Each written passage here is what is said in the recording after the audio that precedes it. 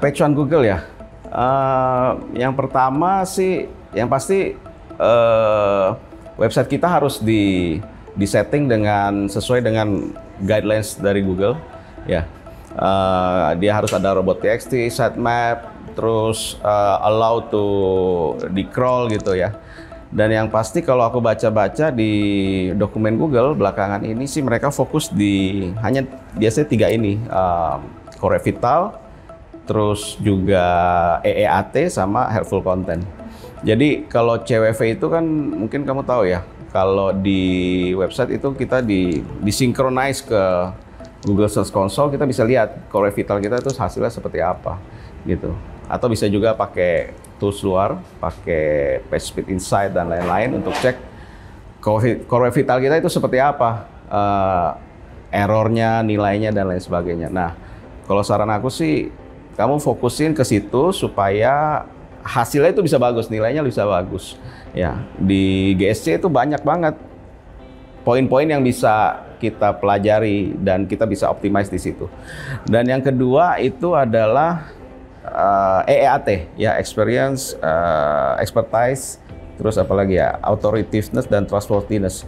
Intinya adalah kamu harus punya konten website itu yang benar-benar ditulis atau berdasarkan pengalaman orang-orang yang sudah menguasai bidangnya.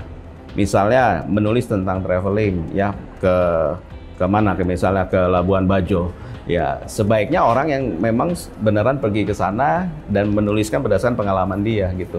Jadi expertise-nya lebih mewakili seperti itu. Terus kemudian authoritativeness, trustworthiness itu tentunya tentang websitenya. Websitenya yang kalau kamu punya website baru, pastinya memang lebih perlu effort untuk bisa menaikkan jadi ranking 1. Ya, biasanya bisa kerjasama dengan orang, kasih backlink dan lain-lain, itu akan membantu kita dalam hal EEAT sehingga authority website kita itu bisa naik. Ketika website kita punya authority yang bagus untuk bersaing di halaman Google, page 1 pasti lebih gampang gitu. Dan yang terakhir itu helpful content. Jadi yang pertama itu tentang CWV, itu tentang technical website kita. Technical website kita pastinya harus kita jaga supaya bagus. Kemudian trustworthiness, authorities dari sebuah domain dan website itu. Yang terakhir itu helpful content. Kontennya itu sendiri. Punya website bagus, website cepat, websitenya mahal gitu ya.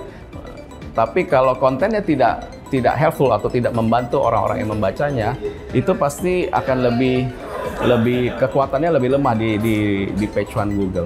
Gitu. Jadi mungkin fokus di 3 ini kamu bisa lebih bersaing di halaman pertama gitu.